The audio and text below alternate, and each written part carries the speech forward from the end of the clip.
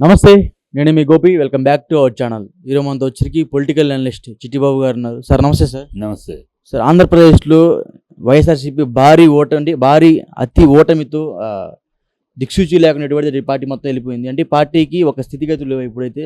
So ఆ party అధినాయకుడు జగన్మోహన్ రెడ్డి గారు కూడా ఆంధ్ర రాష్ట్రాన్ని వదిలిపెట్టి పక్కన ఉన్న బెంగళూరుకి అయితే వెళ్ళారు. సో బెంగళూరుకి ఎందుకు వెళ్ళారంటే, అప్పట్లో మొన్నటిదాకా ఒక వార్తలు వచ్చాయి, కాంగ్రెస్ పార్టీలో వైఎస్ఆర్సీపీ విలీనం చేయడానికి డీకే శివకుమార్ అని మధ్యవర్తిగా ఉంచి ఆ పార్టీలో విలీనం చేయడానికి అయితే కలిసారని చెప్తున్నారు. బట్ ఇంతలోనే మరలా అక్కడ ఉన్న ఒక బీజేపీలో ఒక స్టార్ కింగ్ అని చెప్పుకోవచ్చు, గాలి జనార్దన్ రెడ్డి. సో ఆయన కలవడానికి వెళ్ళారంట. సో దీనికి కారణం ఏంటంటారు? ఇప్పుడు ఫస్ట్ మీరు మా ఇంట్రడక్షన్ అప్పుడు చెప్పారే ఆ మాటలు వెనక్కి తీసుకోండి. ఏది ఇదేదో దిక్సూచి లేకుండా గుడ్డు లేకుండా బొచ్చు భోషాణం లేకుండా ఈ మాటలు మాట్లాడకండి. ఒక ఎన్నికల్లో ఓడినంత మాత్రాన ఒక పార్టీ అలా అయిపోదు. మీకు తెలియకపోతే తెలుసుకుని మాట్లాడండి. ఉన్న నోటికొచ్చిన పదాలు వాడటం కాదు కదా. చంద్రబాబు 14 ఏళ్ళు సీఎంగా ఉండి 23 సీట్లకి పడిపోయి రెండు ఎంపీ సీట్లు 23 సీట్లకి, అది ఎంత ఘోర పరాభవం. దానికన్నా 5 ఏళ్ళు ఈయన సీఎం, 5 ఏళ్ళు సీఎంకి ఈయన తగ్గాడు. ఆయన 14 ఏళ్ళు సీఎం కొండి ఈయన పేగలేక ప్రజలు బయట పంపించారు. సో ఈ ఓటములు అంటే ఓటమి రాజకీయాల్లో వస్తూ ఉంటాయి, పోతూ ఉంటాయి. అంతేగా దాన్ని ఏదో దిక్సూచి లేని ఓటములు, ఈ గాడిది గుడ్డు ఓటములు, ఈ బొచ్చు భోషాణం మాటలు వద్దు. అది ముందు వెనక్కి తీసుకోండి. ఓడారు అంతే, ఘనమైన విజయం సాధించారు. ఆ మాటలు చెప్పండి. వాళ్ళు ఘనమైన విజయం సాధించారు, వీళ్ళు పరాజయం పొందారు. ఎంత పరాజయం? ఎంత పరాజయం? చంద్రబాబు కన్నా ఏం కాదు. చంద్రబాబు 14 ఏళ్ళు సీఎంగా చేసి ఒక రాష్ట్రానికి, వాళ్ళ నాన్న కూడా చాలా సీఎం చేశారు, జగన్మోహన్ రెడ్డి గారు సీఎం చేశారు. నాన్న కలిసి ఉన్నప్పుడు రాష్ట్రం, ఆయన సపరేట్ అయినప్పుడు కాదు. సపరేట్ అయిన ఆయన పోయినాకే సపరేట్ అయింది. ఆయన ఉంటే అసలు సపరేట్ కూడా అయ్యేది కాదేమో. కానీ ఆయన ఉన్నంతకాలం ఈ సపరేషన్ అనే మాట ఊపిరి పోసుకోవాలి. చంద్రబాబు 14 ఏళ్ళు సీఎంగా ఉండి, 14 ఏళ్ళు సీఎంగా ఉన్నవాడు 170 సీట్లు 23 సీట్లకి మిగిలిపోయాడంటే అది ఘోర పరాభవం కాదు. జగన్మోహన్ రెడ్డి కూడా సీఎం అయ్యి 151 నుంచి 10కి వచ్చారు. 5 ఏళ్ళకి 11 వస్తే 5 ఏళ్ళకి 11 సీట్లు వస్తే 14 ఏళ్ళు పరిపించాలకి 23 సీట్లు రావడం రెండు ఒకటే. 5 ఏళ్ళు అడిగి 11 అంటే 14 ఏళ్ళు అంటే కనీసం 33 రావాలి. అంటే వాళ్ళు నిలదొక్కుని ఇంకా ఆంధ్ర రాష్ట్రంలో ప్రచారం చేసి యువగలం పాదయాత్ర అని సంథింగ్ ఏదో చేసి జనాలు ఎప్పుడు తిరుగుతూ ఉన్నారు. బట్ జగన్మోహన్ రెడ్డి గారు రాష్ట్రాన్ని వదిలిపెట్టి బెంగళూరు దానికి ఏం చెప్తారు? రెడ్డి మొన్నటిదాకా తిరుగుతూ ఉన్నాడు. రాష్ట్రాన్ని వదిలిపెట్టి ఎక్కడికి వెళ్ళాలి? మొన్నటిదాకా తిరుగుతూ ఉన్నాడు. ఎన్నికలు అయిపోయినాయి, రిజల్ట్స్ వచ్చినాయి, చెప్పాల్సింది చెప్పేశాడు. ప్రజల తీర్పు అంగీకరించి ప్రజల తరపున ఉంటాను అన్నాడు. ఆయన బెంగళూరు ఆయన రిలాక్స్ కొంచెం మనసు ప్రశాంతం కోసం వెళ్ళాడు. భయపడి వెళ్ళారు. ఉత్సా జగన్ భయపడటండి, ఎవడన్నా నవ్వుతాడు. జగన్ సోనియా గాంధీ లాంటి ఎదిరించి నిలబడ్డాడు ఒంటరిగా. వీళ్ళలాగా భయపడి అందరూ కూటములు చేయాల. ఒంటరిగానే వస్తాను, ఓడినా గెలిచినా ఒంటరిగానే నిలబడతాను, ఒంటరిగానే నిలబడ్డాడు, ఒంటరిగానే నిలబడతాడు. ఈ వీళ్ళలాగా భయపడిపోయి వాళ్ళ కాళ్ళు పట్టుకుని వీళ్ళ కాళ్ళు పట్టుకుని ఏ మోడీ జగన్మోహన్ రెడ్డి గారు కూడా అదే చేస్తున్నారు కదా. డీకే శివకుమార్ దగ్గర వెళ్ళటం, గాలి జనార్దన్ రెడ్డి దగ్గర వెళ్ళటం. ఏ మోడీని తిట్టామో, ఏ మోడీని టెర్రరిస్ట్ అన్నామో ఆ మోడీ కాళ్ళు పట్టుకుని, అలాగే ఆ మోడీ కాళ్ళు పట్టుకున్నారా? చంద్రబాబు పట్టుకోవాలి. ఆ మోడీ ఇప్పుడు వచ్చి చంద్రబాబు కాళ్ళు పట్టుకోవట్లేదు. సరే, ఎన్నికల ముందు ఆ మోడీ తిట్టిన నోటితోటే మోడీ గొప్పోడని మోడీ కాళ్ళు పట్టుకుని కాళ్ళ దగ్గర రాజకీయం. అదే అది వాళ్ళు చేస్తే వ్యభిచారము, సంసారము, ఇంకోళ్ళు చేస్తే వ్యభిచారం. ఇప్పుడు పిచ్చి మాటలు మాట్లాడకండి. జగన్ ఓడిపోయాడు అంతే. ఆనాడు చంద్రబాబు ఓడిపోలేదా? రాజశేఖర రెడ్డి ఓడిపోలేదా? 3 సార్లు ఓడిపోయాడు. ఆనాడు చంద్రబాబు ఘోర పరాజయంతో ఓడిపోయి ఇప్పుడు దిక్సూచి లేకుండా మారిపోయిన మీరెలా అంటారు? మీకేం తెలుసు అని మాట్లాడు దిక్సూచి లేదని. ఎమ్మెల్యేలు కూడా టీడీపీలోకి వెళ్ళే అవకాశం ఉందంట. చంద్రబాబు లాగా దిక్సూచీలు 10 మంది లేరు. దిక్సూచీలు చంద్రబాబు 10 మంది, ఒంటరిగా ఎప్పుడు లేడు అతను దిక్సూచి లేని నాయకుడు ఎవడన్నా ఆంధ్ర రాష్ట్రంలో ఉన్నాడు. చంద్రబాబు ఎప్పుడు దిక్సూచి లేదు. పక్కన వాడు కలిస్తే వీడు కలిస్తేనే అతను ఎప్పుడు ఒంటరిగా ఎప్పుడైనా ఓడిపోయాడు. ఆ దిక్సూచి లేనివాడు అతను ఇక్కడ ఒంటరిగా నిలబడి పోరాడాడు. దిక్సూచి గట్టిగా ఉంది. ఓటములు అనేది వస్తూ ఉంటాయి, పోతూ ఉంటాయి. ఒక ఓటమి రాగానే ఇది అయిపోయింది, ఇదే పిచ్చిపోగుళ్ళు ఇవన్నీ అర్థరహితమైనవి. రాజకీయ జ్ఞానము పరిజ్ఞానము లేని జ్ఞాన శూన్యతతోటి మాట్లాడే మాటలు. ఒక ఎన్నికలు అయితే ఒక పార్టీ అయిపోదు, పోదు. కూటమి పెట్టే భయంతో దేశం మొత్తం చూసుకోండి. ఏ ప్రాంతీయ పార్టీ కూడా ప్రాంతీయ దేశం మొత్తం మీద ఒక డిఎంకే అవ్వచ్చు, ఒక ములాయం సింగ్ పార్టీ అవ్వచ్చు, ఒక లాలూ ప్రసాద్ ఆర్జేడీ అవ్వచ్చు, ఏ పార్టీ అయినా ఒక ఎన్నికలు ఓడినంత మాత్రాన ఆ పార్టీలు మునిగిపోలా.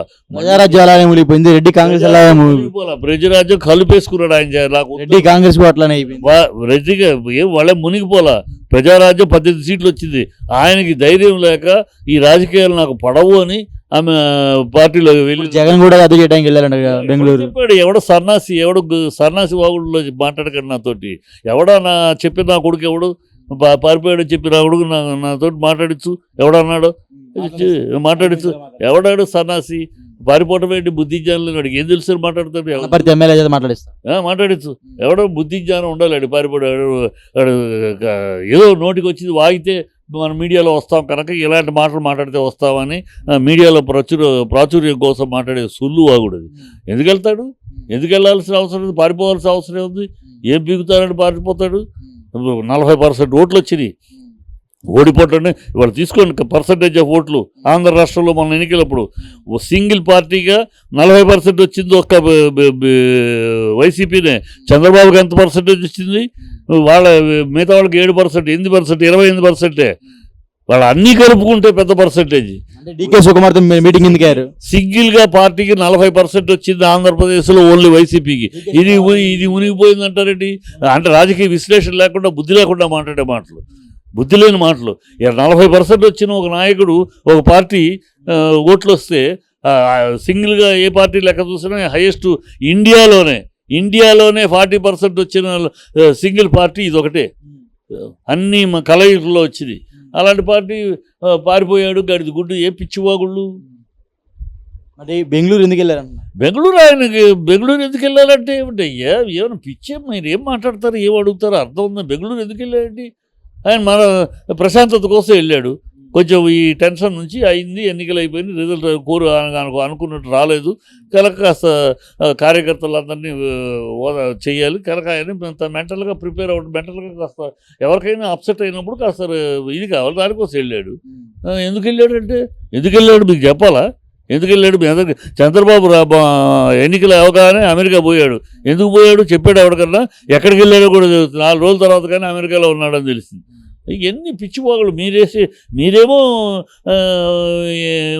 ఏదైనా వాగచ్చు, ఏదైనా చేయొచ్చు.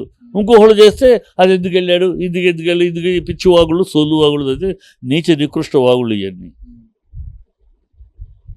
ఇప్పటికైనా సరే ఆంధ్రప్రదేశ్లో మళ్ళీ జగన్ మళ్ళీ రీఎంట్రీ వస్తారా? ఇంకా 5 ఏళ్ళు టైం ఉందయ్యా. 5 ఏళ్ళు అంటే ఈ లోపల పోతాడు చంద్రబాబు, పోవాలని కోరుకుంటున్నాను. ఈ లోపల ఈ కూటమి పోవాలని కోరుకుంటున్నావా? 5 ఏళ్ళు ఉంది. 5 ఏళ్ళ తర్వాత ప్రజలు అప్పటికి పరిస్థితులు, ప్రజలు ఎలా ఇప్పుడు చేసిన తప్పుని, ఎంత తప్పు చేసావని ఇప్పుడే గుర్తిస్తున్నారు. తప్పు చేసావని ఆ తప్పు తెలుసుకుంటారు. పార్టీ క్యాడర్ మళ్ళీ బలపడుతుంది, వస్తుంది. ఇవాళ పార్టీ 40% ఓట్లు మీరు తెలుసుకోండి. ఏదైనా అడిగేటప్పుడు ప్రశ్న మీరు విషయం తెలుసుకోండి. 40% ఓట్లు వచ్చినాయి, 11 సీట్లు వచ్చినాయి. 11 సీట్లు అంటే ఓట్లు పర్సంటేజ్ 40. అంటే ప్రజల్లో 2 కోట్ల మంది వైసీపీకి ఓట్లు వేశారు. 3 కోట్ల మంది వాళ్ళకేస్తే, కూటానికి వేస్తే 2 కోట్ల మంది వైసీపీకి ఓట్లు వేశారు. అంటే 2 కోట్ల జనాభా అంగీకరించిన ఒక పార్టీ అది పారిపోయాడు, గూడిపోయాడు. ఏవి లెక్కలు ఇవి? ఒక లెక్కలో మీరు గెలిచారు. ఏది 3, 5, 1, 5, 6 విడిగా ఉంటే అంతే. వాళ్ళకు 1 సీటు, వీళ్ళకి 5 సీట్లు, ఒకళ్ళు 6 సీట్లు వచ్చాయి. అది ముగ్గురు కలిసేటప్పటికి 156 అయింది. అది ఒక లెక్క. అదే 1, 6, 4 లేకపోతే 1, 6, 4 విడిగా ఉంటే అంతే మీ బతుకులు. వీళ్ళ బతుకులు విడిగా ఉంటే వీళ్ళకి వచ్చే సీట్లు అయ్యే ఉండేవి. కలిసేటప్పటికి పర్సంటేజ్ కలిసింది, ఓట్లు ట్రాన్స్ఫర్ అయ్యి ఒకళ్ళొకళ్ళు తిట్టుకున్నారు, ఊసుకున్నారు, ఇప్పుడు పంచుకున్నారు. అంతే తప్పితే ఇంకేమీ లేదు. దీని గురించి కూడా రాజకీయ పరిజ్ఞానం ఉండి, రాజకీయ విశ్లేషణ ఉంటే ఇలా మాట్లాడరు. అయిపోయాడు, దిక్సూచి లేదు. దిక్సూచి చంద్రబాబుకు లేదు. అందుకని అందరిని కలుపుకుంటా ఉంటాడు. ఎప్పటికూడు ఒకటి తిడతాడు, మళ్ళీ కాళ్ళు పట్టుకుంటాడు, మళ్ళీ అదంటాడు, మళ్ళీ ఇంకోళ్ళ కాళ్ళు పట్టుకుంటాడు. అంతవరకు ఆ చరిత్ర మొత్తం ఎవరితోటో ఒకళ్ళు పొత్తు లేకుండా గెలిచిన సందర్భాలు చెప్పండి. ఒక్కట్లేదు. ఒంటరిగా ఉంటే పోయాడు 2019లో. ఒంటరిగా ఉంటే 2009లోనే పోయాడు. ఒంటరిగా ఉంటే ఎప్పుడు పనికిరాడు, దిక్సూచి కావాలి ఎవరో ఒకడు. ఆయనకి దిక్సూచి లేదు, ఇక్కడ లేదంటారు, ఇక్కడ ఒకటే దిక్సూచి, తనే దిక్సూచి, తనే పార్టీకి నిలబడ్డాడు, ఒంటరిగా నిలబడ్డాడు, 65 సీట్లు ఒకసారి గెలిచాడు, అధికారానికి వచ్చాడు ఒకసారి, ఇప్పుడు ఓడిపోయాడు, మళ్ళీ వస్తాడు అయితే రాజకీయం అది. రాజకీయం లేదు, ఓడిపోగానే వీళ్ళు గెలవటం అంటే పెద్ద ఓకే. వీళ్ళ పర్సంటేజ్ ఓట్లు చెప్పానండి, తెలుగుదేశానికి ఎన్ని పర్సెంట్ వచ్చింది? 28%, ఓన్లీ తెలుగుదేశానికి మాత్రం. ఇక్కడ ఓన్లీ వైఎస్ఆర్సీపీకి 40%. అంటే ప్రజలు ఎవరి పక్కన ఉన్నారు? మీరు నా తోక, నా కాలు, నీ ముక్కు, నా నోరు కలుపుకుని మీరు ఒక రూపం, ఇక్కడ అన్నీ తనే ఒక రూపం అది. Okay sir, thank you sir.